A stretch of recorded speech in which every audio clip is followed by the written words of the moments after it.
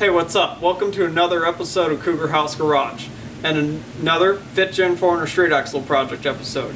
It's 2020, started a new year, and we're going to SEMA Show this year. So we got our rendering made out. They're working on that right now for us, so we can start sending that to all the vendors of all the products. You know, gurney hitch, horn blasters, amp energies or amp research steps. You know, Fury off-road tires, you can imagine all the companies, rock lights, LED lights, light bars. We're going to get the rendering sent out to everybody so we can get everybody on board. And then over the next 3 weeks, Derek and I are going to be finishing the 4RUNNER suspension. We're going to completely finish it up. We got to assemble the rear frame bridge today, put together the lower rear axle shock mounts, and then I can, in the next episode here, we can get the 4RUNNER bolted down to its airbags. I can air up the airbags, pull out the tall jack stands, lower the airbags all the way down to maximum bump, and then I can start designing the upper shock towers for the front and rear of the 4RUNNER. So, and then we'll be all done with the suspension, and we'll be ready to move on to powder coating. So, getting ready for this year, guys, we got to get focused on the 4RUNNER so we can take it to SEMA shows. It's going to be a good time. We're pretty excited to do it. I'm really excited to go to SEMA Show and put little Cougar House Garage here on the map. It's going to be a lot of fun. We're excited, and we can bring you guys along the way of the road to SEMA this year, 2020. But all right, guys, without further ado, let's get started and let's get this rear frame bridge assembled. Cue the music.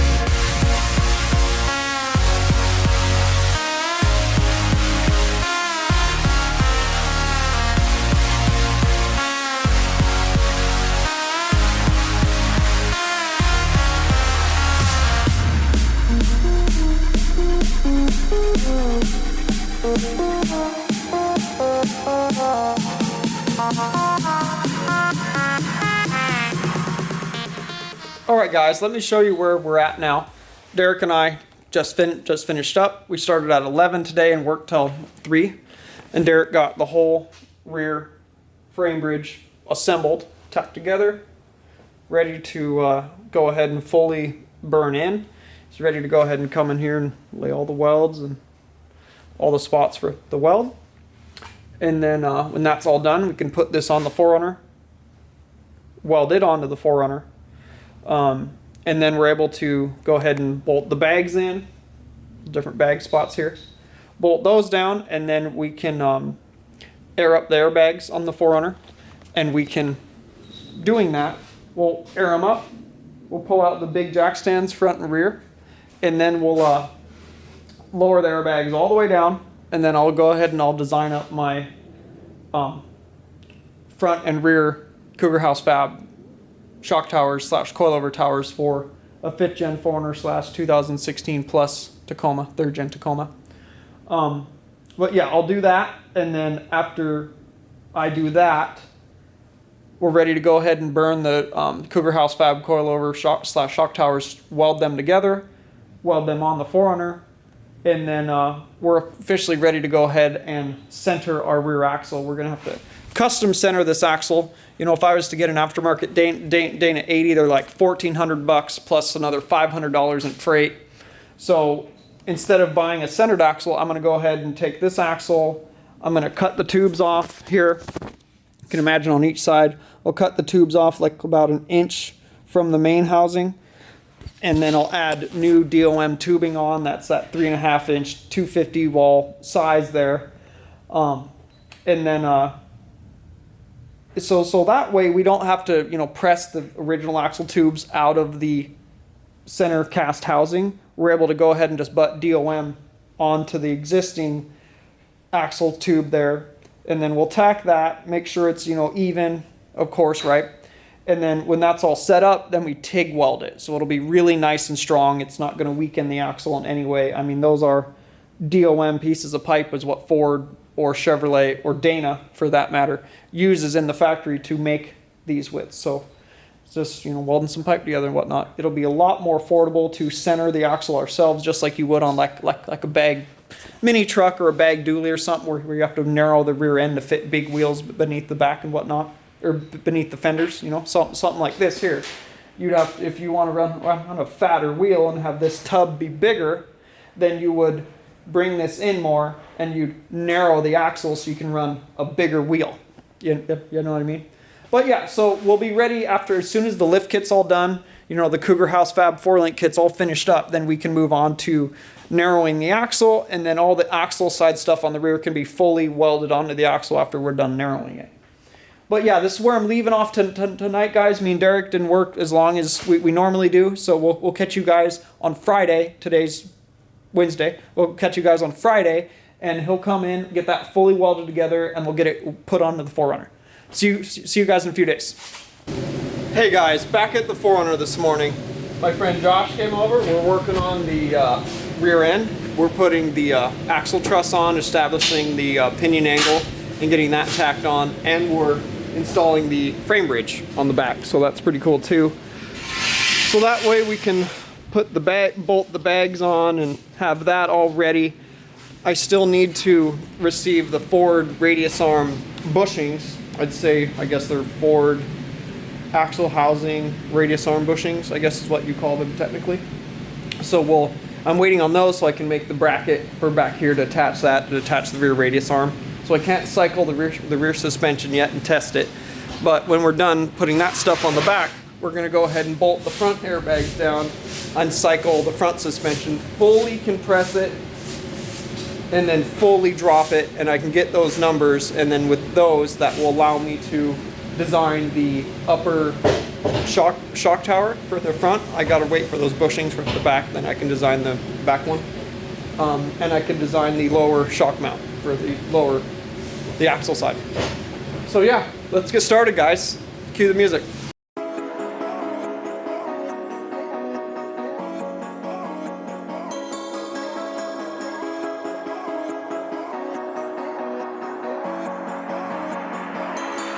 Step on the land, I've got your hand, and now we're way down, fade out low. Was it your plan? Can't understand. I love the air you bring, everything. I need the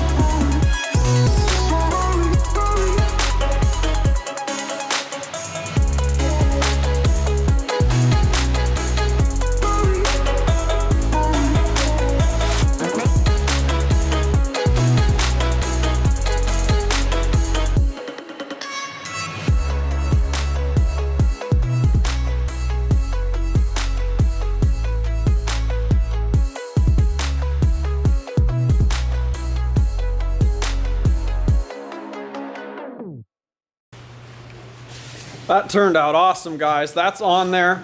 The rear frame bridge is attached. Bags are mounted. They fit in there just like they're supposed to, so that worked out great.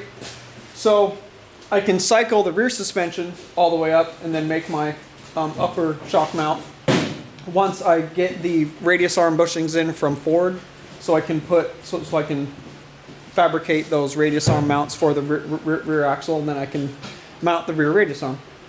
So now that we're done with that, Josh and I are moving on to the front of the 4Runner, and we're going to go ahead and get the front bags bolted down, tack on the axle truss and the frame bridge.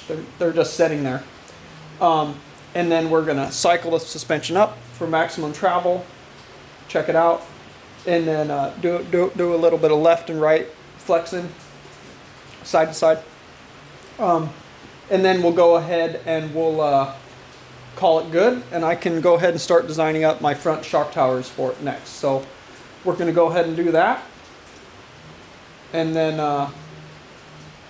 move on. Also, we got to make a rear panhard bar as well. So let's continue, guys. Cue the music.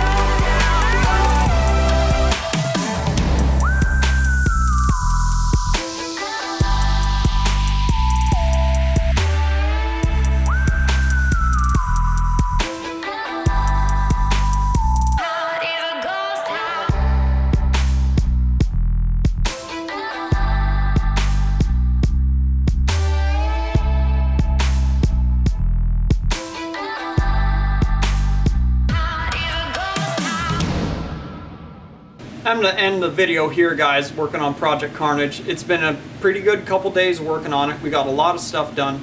We started by, we got the pinion angle set on the rear axle, and then Josh and I went ahead and we tacked on the axle truss, and then we ground down to fit the rear frame bridge. I made it grind to fit so that way you can make it fit tight and right. And we did that, put it on, put the airbags on, bolted them down, and then we're all set to go ahead and design up the axle side radius arm mount. As soon as the forward radius arm bushings show up, then I can design that mount and get it welded together and welded onto the axle, and then I can attach the rear radius arms. That's why they're not on there. And then we can cycle the rear suspension then. And then Josh and I went ahead and we moved on to the front 4-link kit, and we tacked on the axle truss, and then we went ahead and tacked on the frame bridge as well and bolted down the airbags. And then we measured the pan hard bar and looked at the steering rod. They're right, so we went ahead and welded the slugs in those, bolted the pan hard bar back on, and then we did a flex test. And the airbags squished. It says on Airlift Performance's instructions I squished to 2.5, but when we squish them in the real world here, they're squished down to 3.125. So that's what they squish down to, and the pan hard bar doesn't contact anything at full bump, so we're good there. Then we went ahead and moved on to fully burning those slugs in to the pan hard bar and the steering rod. The tie rod that connects the two knuckles together, I don't have a 1.5-inch die for my tube bender. My friend Josh has an 1.5 inch for his. I've got an 1.75 inch for mine, and the dies for them are like $750. So it's like I'm just gonna have him bend it. So he's gonna go ahead and bend the tie rod a few degrees on each end. You have to do that so that way when you turn lock to lock, the tie rod won't contact the sway bar mounts. So that's why you have to bend it a little bit. So he's going to do that for me, and then we'll get some slugs welded in that, and then the two knuckles will be attached, and we'll be finished with the steering.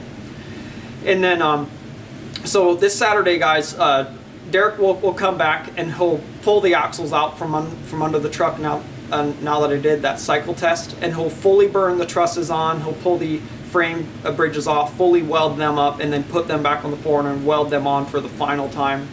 And then when we're all finished with those parts, then I'll be able to actually, I still have to make that rear radius arm mounting point. Once we get that done, we can have all 4 radius arms on it, and then we can raise it up, pull out the big jack stands, and set it down onto its own weight. So that'll be pretty awesome to finally be at that point. And then I just have to design up upper shock mounts, and we'll be done with the Cougar House Fab 4-link kit on the 4Runner, developing it for the 5th gen 4Runner / 3rd gen Tacoma, your 2016 plus Tacoma, 2009 plus 4Runner. So yeah, this is pretty cool, guys. I'm really excited to be at this point. We're going to get this thing buttoned up within the next few weeks here, and or at least the suspension part of it, get that all buttoned up and move on to other parts of the build. And we're working on getting the rendering out as well. We're working with Strictly Custom Designs on getting the rendering done, and then we'll send that out to all the companies for sponsoring us to go to SEMA Show. You know, Horn Blasters, Gurney Hitch, Fury Off-Road Tires, Specialty Forged Wheels, you know, all those people. So we're working on that, and so we'll be done with all the suspension parts here in the next few weeks, and then we'll be moving on to other parts of the 4Runner build to get it ready to go to SEMA. And it's pretty cool that we can bring you guys along the way with us on the long road to SEMA. So, alright guys, thanks for watching today. Thanks for your constant support as always. If you guys like Cougar House Garage, you like what we do, check out our website. You'll be able to pick up all your 4-link kits on there for your 4Runners, your Tacomas, your Ford, your Dodge, and your Duramax straight axle projects. We're working on that right now, so give us some time, but you can go check it out. There's some pre-website stuff on there so you guys can see that we're building it, but be patient. We're working on it. And then if you guys want to check us out at Facebook /Cougar House Garage, and then check us out at Instagram, Cougar House Garage. You can follow along there on the daily story that I'm very active on, and to keep up with all the crazy projects at Cougar House Garage. And please like and subscribe, hit the bell up there so you guys can get notifications when I upload new videos. And we'll see you guys in the next episode.